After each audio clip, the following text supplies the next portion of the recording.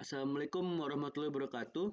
Saya Adrian Septayoka dari kelas B NPM 1917051043 ingin menjelaskan pengertian aljabar boolean dan hukumnya. Pengertian aljabar boolean atau dalam bahasa Inggris disebut dengan Boolean algebra adalah matematika yang digunakan untuk menganalisis dan menyederhanakan gerbang logika pada rangkaian-rangkaian digital elektronika.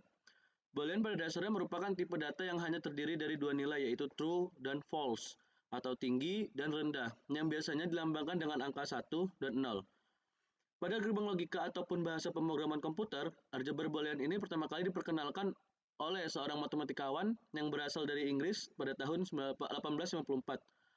Nama boolean sendiri diambil dari nama penemunya, yaitu George Boole. Di bawah ini terdapat 6 tipe hukum yang berkaitan dengan hukum aljabar boolean. Yang pertama, hukum komutatif atau commutative law. Hukum komutatif menyatakan bahwa penukaran urutan variabel atau sinyal input tidak akan berpengaruh terhadap output rangkaian logika. Contoh, di perkalian ada X dan Y, X kali Y sama dengan Y kali X. Pada penjumlahan, contohnya sebagai X plus Y sama dengan Y plus X. Pada penjumlahan dan perkalian, kita dapat menukar posisi variabel atau dalam hal ini adalah sinyal input. Hasilnya akan tetap sama atau tidak akan mengubah keluarannya. Sebagai contoh, tertera pada tabel berikut. Yang kedua, hukum asosiatif atau associative law. Hukum asosiatif menyatakan bahwa urutan operasi logika tidak akan berpengaruh terhadap output rangkaian logika.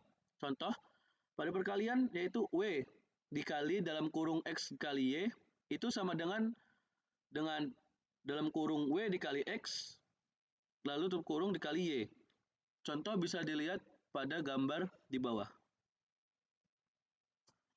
Pada penjumlahan contohnya, W ditambah dalam kurung X plus Y itu sama dengan dalam kurung W plus X tutup kurung ditambah Y. Contoh tertera pada gambar berikut.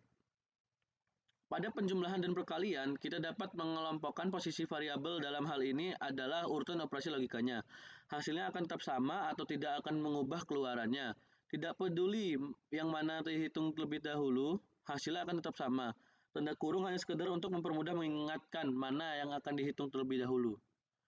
Yang ketiga itu hukum distributif. Hukum distributif menyatakan bahwa variabel-variabel atau sinyal input dapat disebarkan tempatnya atau diubah urutan sinyalnya.